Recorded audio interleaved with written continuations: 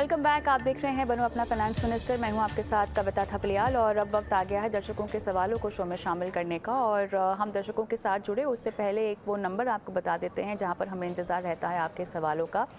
हमारा WhatsApp number है ये और इस नंबर पर आप अपने सवाल हमें लिखित रूप में भेज सकते हैं 9619873567। इनफैक्ट अभी अगर आप लाइव हमारा शो देख भी रहे हैं और आपको सवाल पूछना है तो अपने सवाल अभी भी आप हमें व्हाट्सएप कर सकते हैं और हम तुरंत आपके सवाल को शो में शामिल करेंगे।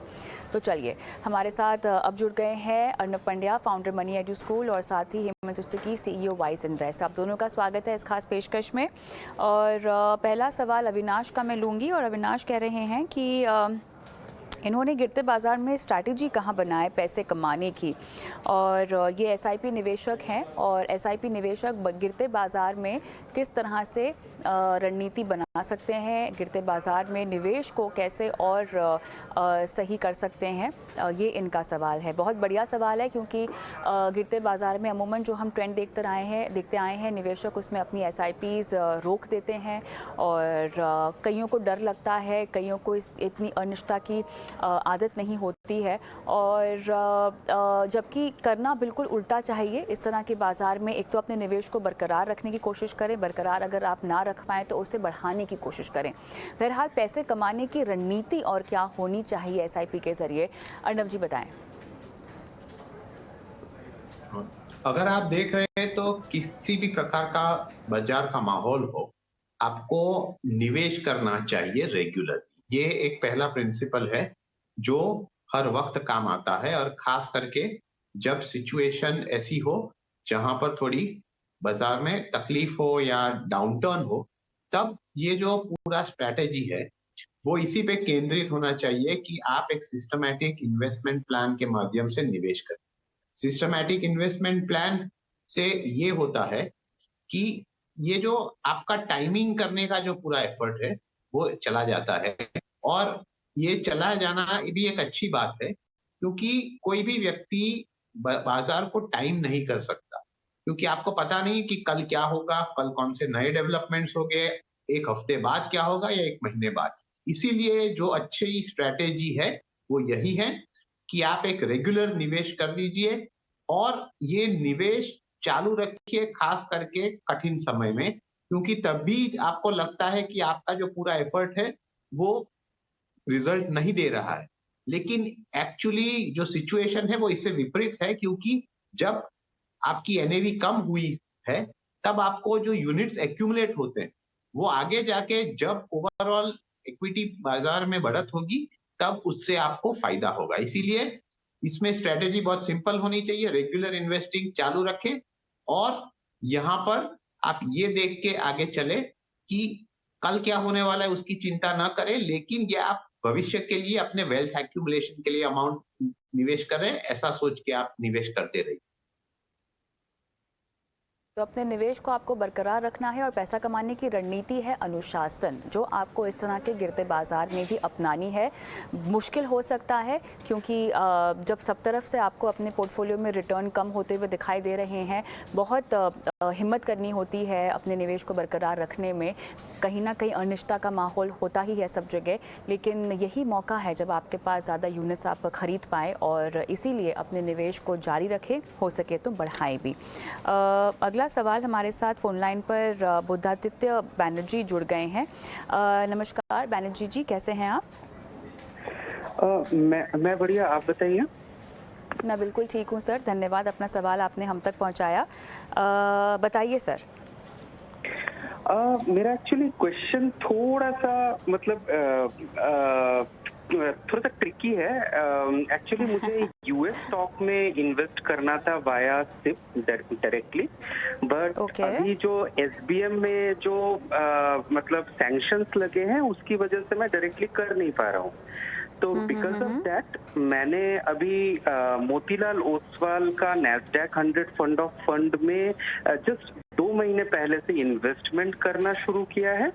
तो जस्ट वांटेड टू नो कि मतलब ये मेरा सही डिसीजन है, और क्योंकि SBM के स्टॉक में एक्चुअली मनी कन्वर्जन में जो हमारे नेशनलाइज्ड बैंक है उसका कॉस्ट थोड़ा सा ज्यादा पड़ रहा था। तो what will be the other way ahead और जो मैं मतलब मोतीलाल ओसवाल का नैस्डैक 100 फंड ऑफ फंड कर रहा हूँ, is it a good stock to start with in US market? तो बुधादित्य जी, मुझे तो आपसे ये पूछना है कि क्योंकि यूएस के बाज़ारों में हम इतना उतार चढ़ाव देख रहे हैं और इतनी खबरों के चलते हम वॉल्टिलिटी देख रहे हैं, उसके बावजूद भी आपने इस बाज़ार को क्यों चुना? कोई ख़ास वजह, या आप अपने पोर्टफोलियो को सिर्फ एक इंटरनेशनल तड़का देना चाहते हैं, यही आपका मकसद है? एक्चुअली थोड़ी सी स्टडीज मैंने की है और मैंने अपनी starting, to be very frank, आपके ही शो से 1 साल पहले मैंने अपने म्यूचुअल फंड की जर्नी स्टार्ट की थी और उस समय मैंने इंडियन मार्केट्स में इन्वेस्ट करना शुरू किया था। और अभी जब मैं स्टडी कर रहा था तो मैंने पाया कि चूंकि अभी यूएस मार्केट थोड़ा सा डाउन में है, तो मेरा जो मतलब सिप परचेजेस है वो थोड़ा सा अच्छा हो जाएगा। और यूएस मार्केट जैसे हम सबको पता है कि इट इज एवर ग्रोइंग, तो ऐसा नहीं है कि लॉन्ग टर्म में मुझे मतलब कुछ खराब जो है वो मतलब रिटर्न्स मिलने की उम्मीद नहीं है। तो ये सोच के टू बी वेरी ऑप्टिमिस्टिक मैंने सोचा कि एक इंटरनेशनल डाइवर्सिफिकेशन भी मतलब मेरे पोर्टफोलियो का होगा उस पर। चलिए, अच्छा लगा कि आपने शो देखकर निवेश का मन बनाया। इनफैक्ट आपने अपना पोर्टफोलियो बनाया और अभी अपने पोर्टफोलियो को डाइवर्सिफाई करना चाहते हैं अंतर्राष्ट्रीय बाजार में निवेश करके। हेमंत जी, इनकी मंशा तो सही है और जब भी हम डाइवर्सिफिकेशन की बात करते हैं तो अंतर्राष्ट्रीय बाजार में एक्सपोजर की सलाह भी दी ही जाती है। 10 से 15% आप कर सकते हैं डाइवर्सिफाई, प्रोवाइडेड आपका जो बेस और कोर पोर्टफोलियो है वो इतना मजबूत है कि डाइवर्सिफिकेशन का आपको आने वाले वक्त में फ़ायदा मिले। लेकिन इनकी चॉइस को लेकर मेरा सवाल है, क्योंकि हालांकि जो हम फिलहाल गतिविधियां देख रहे हैं, हो सकता है कि वो शॉर्ट टर्म डिफ़िकल्टीज़ हैं यूएस के बाज़ारों में और इनका नज़रिया लंबा है, ये पोर्टफोलियो लेवल पर सोच रहे हैं, तो यूएस के बाज़ार शायद इतनी लंबी अवधि के लिए इनको फ़ायदा ही दे। लेकिन किस तरह से निवेश करना चाहिए और निवेश करने को लेकर फ़िलहाल स्थिति म्यूचुअल फंड्स के ज़रिए कितनी फ़ायदेमंद है या कितनी ठीक ठाक है, ये बताएं। कविता, देखिए, सबसे पहले तो मैं कहूँगा कि जब हम बात करते हैं इंटरनेशनल इन्वेस्टिंग की, तो मुझे लगता है वो बहुत ही इंपॉर्टेंट एस्पेक्ट है किसी भी पोर्टफोलियो का, स्पेशली अगर हम देख रहे हैं कि सही मायने में अगर हमें डाइवर्सिफिकेशन चाहिए, क्योंकि डाइवर्सिफिकेशन 2 तरीके से होता है। ये जो होता है ये जोग्राफिकल डाइवर्सिफिकेशन बोलते हैं, अदरवाइज डिफरेंट एसेट एलोकेशन करके अलग अलग तरह के एसेट्स पे पैसा डाल के आप डाइवर्सिफिकेशन करते हैं। तो मुझे लगता है हमेशा ही एक इम्पॉर्टेंट पॉइंट है कि आप इंटरनेशनली अपने पोर्टफोलियो को थोड़ा डाइवर्सिफाई करें। लेकिन मेरा हमेशा ये मानना है कि जब आप ऐसे इन्वेस्टर हैं जो शुरुआत कर रहे हैं अपने पोर्टफोलियो की, तो इम्पॉर्टेंट है कि पहले आप equity as an asset class को समझें, आप देखें कि इक्विटी किस तरह से बिहेव करता है और हमारे देश में बहुत सारी अपॉर्चुनिटीज़ हैं, तो पहला फोकस आपका वहाँ होना चाहिए। लेकिन जैसे जैसे आप थोड़ा एक्सपीरियंस आता है आपको, डेफिनेटली आपको अपने पोर्टफोलियो में इंटरनेशनल इन्वेस्टिंग इंक्लूड करना ही चाहिए। और अगर हम इंटरनेशनल इन्वेस्टिंग की बात करें तो जाहिर सी बात है कि यूएस मार्केट को अपने पोर्टफोलियो से आप बाहर नहीं रख सकते, चाहे आप डाउ जोन्स को देखें, चाहे आप नैस्डैक को देखें। तो मुझे लगता है कि इनका डिसीजन अच्छा है। इन्होंने जो एसबीएम की बात की, वो देखिए, वो आरबीआई ने जो बैन किया, जो भी ट्रांजैक्शन होती थी एलआरएस के अंदर, वो बैन है। तो काफ़ी सारे जो फिनटेक्स है जिन्होंने, क्योंकि उन्होंने कॉस्ट की बात की, वो उनका इनके साथ टाइप था, तो वहाँ पे ऑब्वियसली डिफिकल्टी है। बट अदरवाइज मुझे लगता है कि अगर आप इंटरनेशनल इन्वेस्टिंग में अगर स्टॉक की बात करें या फिर आप डाइवर्सिफाइड व्हीकल है, जैसे मोतीलाल ओसवाल का नैस्डैक 100 जो एफ की बात कर रहे हैं, तो ये एक डाइवर्सिफाइड व्हीकल है। मुझे लगता है ये एक डेफिनेटली अच्छी शुरुआत हो सकती है, स्पेशली अगर म्यूचुअल फंड रूट की हम बात करें। और जहां तक बाजार का सवाल है, हम देख रहे हैं इंटरनेशनली मार्केट जो है वो प्रेशर में है, और मुझे अच्छा लगा ये सुन के कि इनको इतनी एज एन इन्वेस्टर मैच्योरिटी है कि ये जो इन्वेस्टमेंट, क्योंकि अगर हम 1 साल का रिटर्न देखें नैस्डैक का, तो करीब 20% नेगेटिव होगा। बट ऑब्वियसली अगर आपका लॉन्ग टर्म का नजरिया है और आपका पोर्टफोलियो का छोटा हिस्सा आप अगर इंटरनेशनल इन्वेस्ट कर रहे हैं, तो इन लेवल पे जब आप स्पेशली एसआईपी से इन्वेस्ट करते हैं, तो जाहिर सी बात है कि आपकी जो एवरेजिंग का जो सही मायने में जो बेनिफिट है वो आपको मिलेगा। तो मुझे लगता है कि हमेशा थोड़ा सा एक्सपीरियंस होने के बाद इंटरनेशनल इन्वेस्टिंग की जगह आपके पोर्टफोलियो में है। करीब 10% आप अपने पोर्टफोलियो का रख सकते हैं। नैस्डैक 100 काफ़ी अच्छा इंडेक्स है, वो फंड ऑफ फंड एक अच्छी ऑप्शन है। तो मुझे लगता है शुरुआत बिल्कुल सही है, आप इसको डेफिनेटली कंटिन्यू कीजिए।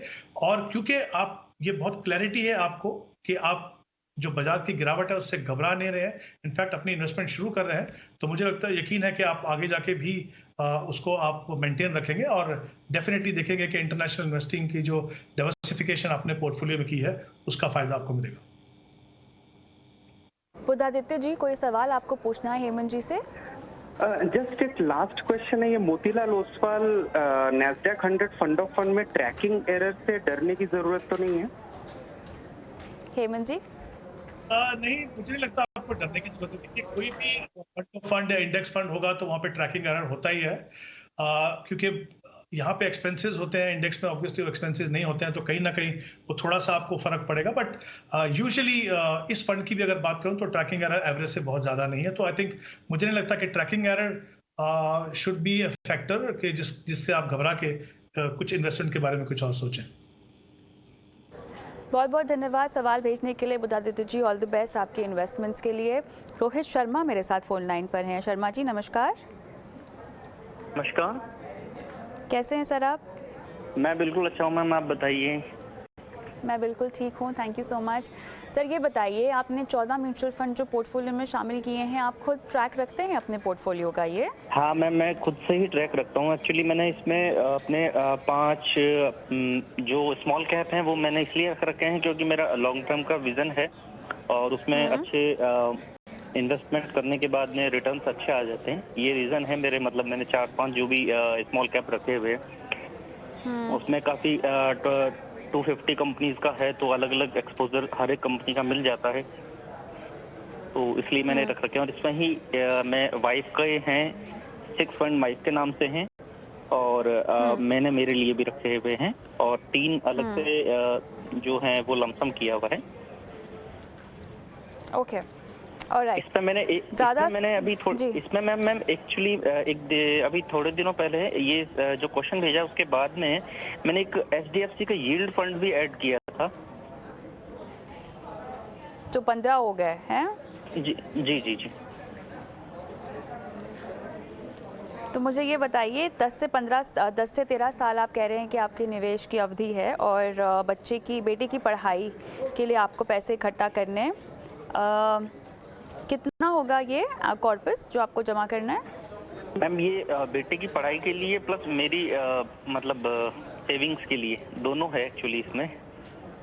तो कितना अप्रोक्सीमेटली मैम करीब 1 करोड़। दोनों लक्ष्य हो जाएंगे 1 करोड़ से?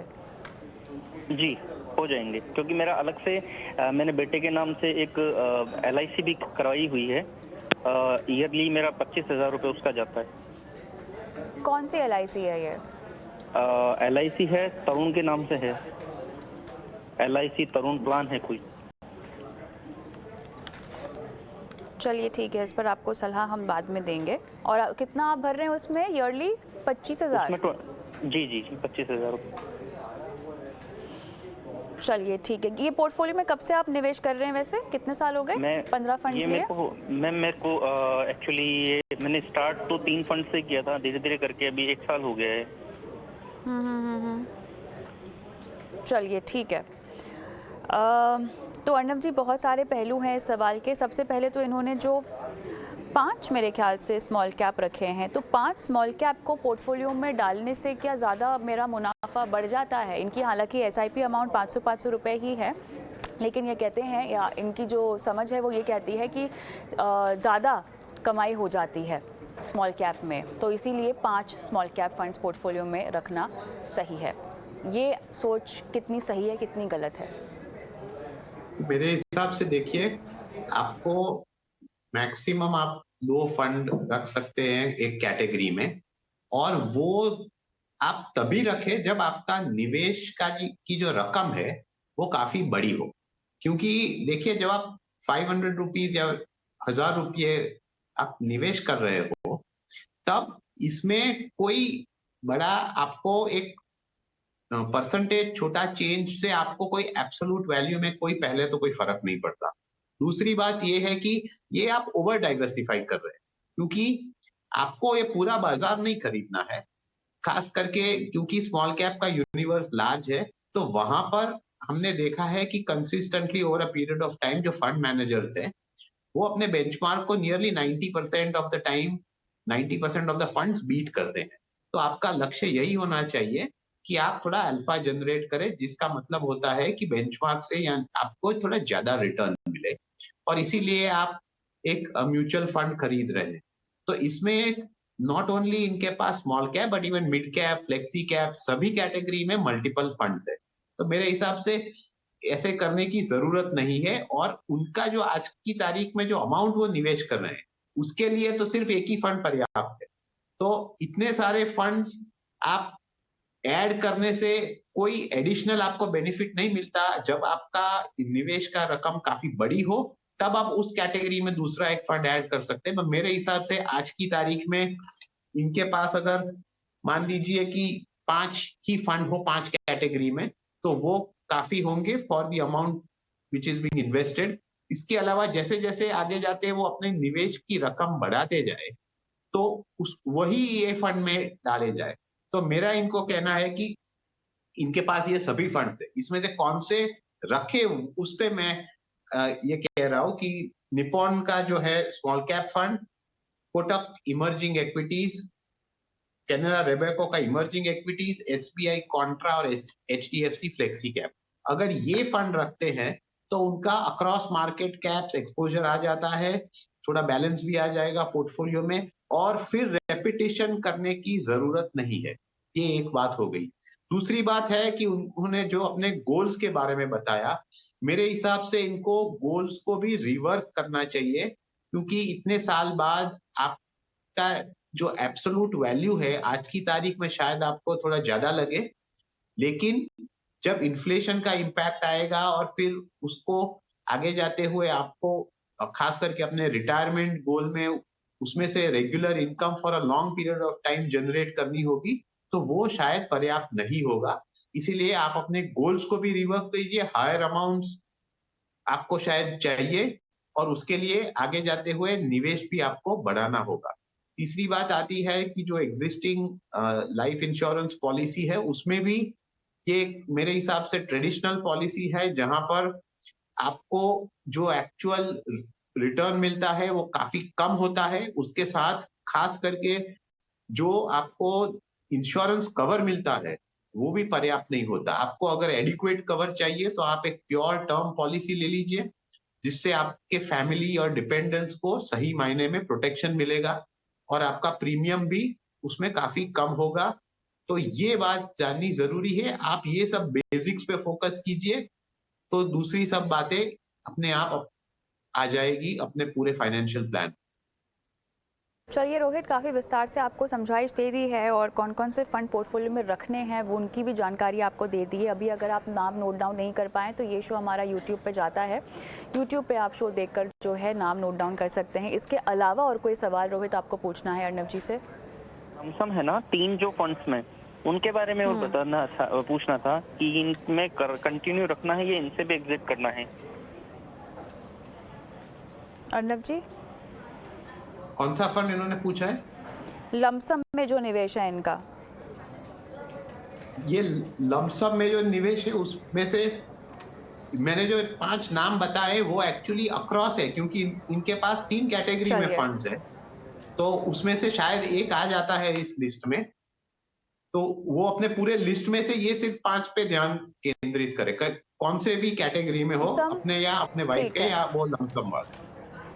चलिए, तो कुल मिला के 5 नाम आपको बताए गए हैं जहां पे आपको अपना पूरा पोर्टफोलियो कंसोलिडेट करना है। आगे बढ़ेंगे और दर्शक हमारे साथ फोन लाइन पे अमीन पाशा जुड़े हुए हैं, लेकिन मैं उनके पास जाऊं उससे पहले आइए रुख कर लेते हैं सीधा निवेश के गुरु मंत्र की ओर।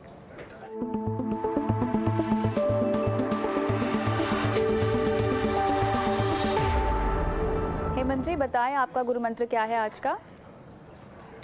कविता, मैं कहना चाहूंगा कि निवेशकों को हमेशा अपने एसेट एलोकेशन को मेंटेन करके रखना चाहिए, उसमें एब्रप्ट चेंजेस मत कीजिए, क्योंकि जब अगर आप चाहते हैं कि जो भी एसेट क्लासेस आपके पोर्टफोलियो में है उसका सही मायने में जो ट्रू पोटेंशियल है उसका फायदा आपको हो, तो आपको अपनी एसेट एलोकेशन को मेंटेन करना चाहिए। और ये मत भूलिए कि जब आप सडनली चेंज करते हैं अपने एसेट एलोकेशन को और जो एसेट आज काम नहीं कर रही है वो कुछ समय के बाद करेगी, और क्योंकि आप पूरी तरह से वहां से निकल गए हैं तो आपको उसका फायदा भी नहीं होगा। तो हमेशा आपका जो एसेट एलोकेशन है जो आपके सूटेबल रिस्क प्रोफाइल के हिसाब से है उसको हमेशा मेंटेन कीजिए। अर्णव जी। जब भी आपको बाजार में या कोई भी निवेश क्लास में कठिन समय आए, तो आप अपने जो इन्वेस्टमेंट प्रिंसिपल्स है, जो बेसिक प्रिंसिपल्स है, उस पे बने रहे, क्योंकि उसी से ओवर अ लॉन्गर टर्म आपके लक्ष्य को आप हासिल कर पाएंगे। कई बार क्या होता है कि बुरे समय में आप अपना पूरा जो बेसिक स्ट्रक्चर है निवेश के पोर्टफोलियो का, उसको आप बदल देते हैं सिर्फ इसीलिए क्योंकि वो अच्छा परफॉर्म नहीं कर रहा है। उसी तरह से कई बार जब ओवरऑल मार्केट अच्छा कर रहा हो और आपके इन्वेस्टमेंट काम नहीं कर रहे हैं, तब भी आप निराश होकर बदलाव करते हैं। तो ऐसा नहीं करना है, प्रिंसिपल्स पे बने रहिए और वही से आपके ओवरऑल लक्ष्य आप हासिल कर पाएंगे। चलिए आगे बढ़ते हैं और अमीन पाशा हमारे साथ फोन लाइन पर हैं। नमस्कार अमीन, कैसे हैं आप? नमस्कार मैडम, मैं ठीक हूँ और आप लोगों का बहुत बहुत शुक्रिया मेरा मैम। धन्यवाद अमीन जी। डिटेल्स भेजी थी व्हाट्सएप पे और उसके अलावा मुझे ये जानना था कि मुझे एक मिड कैप फंड ऐड करना है, मुझे क्या large cap mid cap fund में जाना है और मेरा हॉराइजन 7 to 9 ईयर्स का है, 10 साल ले जा सकते हैं मुझको। और दूसरा ये जानना था मैम, जो अभी एक्सिस म्यूचुअल फंड को लेकर बातें चल रही है, क्या इस फंड में फंड है क्या निकल जाना पड़ेगा? ठीक है, चलिए एक मिड कैप फंड जी जी मैम। और एक क्वेरी मैम की अभी इतना है कि थोड़ा बहुत प्लस माइनस होगा तो एग्जिट नहीं करना है मुझे लंबे समय तक निवेश करना है, क्योंकि मार्केट का खेल चलता रह रहा है। इससे कोई घबराने वाली बात तो नहीं है मेरे लिए, बट मेरा ये गोल है कि मुझे सिर्फ 10 साल तक इन्वेस्ट करना है। टारगेट अमाउंट कुछ नहीं है, मैं SIP बढ़ाते रहूँगा। ठीक है, चलिए ओके। तो हेमंत जी, जो पोर्टफोलियो दिया है पहले तो आप उसे एनालाइज करें, उसमें आप एक इनको मिड कैप की रिकमेंडेशन चाहिए, बाकी रखना चाहिए कि नहीं रखना चाहिए वो आप बताएं।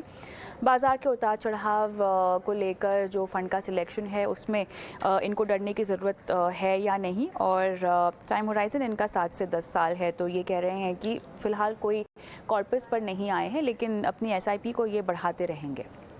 बताएं जी। कविता, उन्होंने कहा इनका टाइम होराइजन 7 से 10 साल है, तो मैं हमेशा इनको ये एडवाइस करूंगा कि कोशिश कीजिए कि आप एटलीस्ट 10 साल अपनी इन्वेस्टमेंट को दें, स्पेशली जब आप SIP से इन्वेस्ट कर रहे हैं, क्योंकि आपका जो एवरेज होल्डिंग पीरियड है वो ऑलमोस्ट आधा होगा उससे।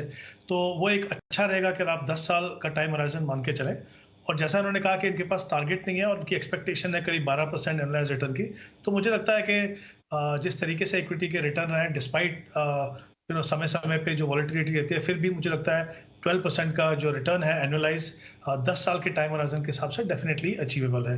तो ये तो दो है। तीसरी बात, जब आप 10 साल के लिए इन्वेस्ट कर रहे हैं तो इक्विटी में इन्वेस्ट करना बिल्कुल सही है, और आई थिंक उनका जो डिसीजन है, जो अभी करंट इन्वेस्टमेंट है उनकी 17,500 वो 4 इक्विटी फंड में कर रहे हैं, वो बिल्कुल सही है। अपनी अपनी कैटेगरी के जो उन्होंने फंड चुने हैं वो बिल्कुल सही है, बट मुझे लगता है कि पोर्टफोलियो में जो बैलेंसिंग चाहिए एक्सपोजर के हिसाब से डिफरेंट सेगमेंट में, तो वहाँ पे मुझे भी ये डेफिनेटली ये रिकमेंड करूंगा कि इनके पोर्टफोलियो में एक मिड कैप फंड की कमी है। तो जो SBI फोकस फंड में 2,500 जो इन्वेस्ट कर रहे हैं वो कोटक इमर्जिंग में डाल सकते हैं अगर। चलिए, तो यहाँ पर हेमंत जी समय मेरे पास बिल्कुल ख़त्म हो गया है। दरअसल एक और सवाल जो था इनका वो था कि एक्सिस म्यूचुअल फंड को लेकर जो खबरें आ रही हैं सामने, क्या उसके चलते कोई डरने की ज़रूरत है? जी, मुझे नहीं लगता, क्योंकि पोर्टफोलियो क्वालिटी उन फंड्स की बहुत अच्छी है, स्पेशली अगर हम एक्सिस ब्लू चिप की बात करें। पर जैसा मैंने कहा, पोर्टफोलियो में अगर बैलेंसिंग के हिसाब से देखूं तो मुझे लगता है एक multi cap fund axis blue chip की जगह जैसे निपॉन इंडिया मल्टी कैप वो रखेंगे तो उनके लिए बेटर रहेगा। बट अदरवाइज पोर्टफोलियो क्वालिटी के हिसाब से और किसी और कारण से मुझे लगता नहीं कि आपको इस समय पे वहां से पैसा निकालने की जरूरत है। और मिड कैप की जरूरत नहीं है ना हेमंत जी? मिड कैप की जरूरत है डेफिनेटली, मुझे लगता है गैप है उसके अंदर पोर्टफोलियो में। तो जैसे मैंने कहा कि कोटक इमर्जिंग इक्विटी फंड को रखें अपने पोर्टफोलियो में, वो एक अच्छा all right Amin, all the best आपके पोर्टफोलियो इन्वेस्टमेंट्स के लिए। और हेमंत जी आपका, अर्णव जी आपका धन्यवाद, समय निकाला, दर्शकों का मार्गदर्शन किया। मुझे भी इजाज़त दें, जाते जाते नंबर छोड़ जा रहे हैं, हमारा सीधा डायरेक्ट WhatsApp नंबर है जहां पर हमें इंतज़ार रहता है आपके सवालों का। नमस्कार।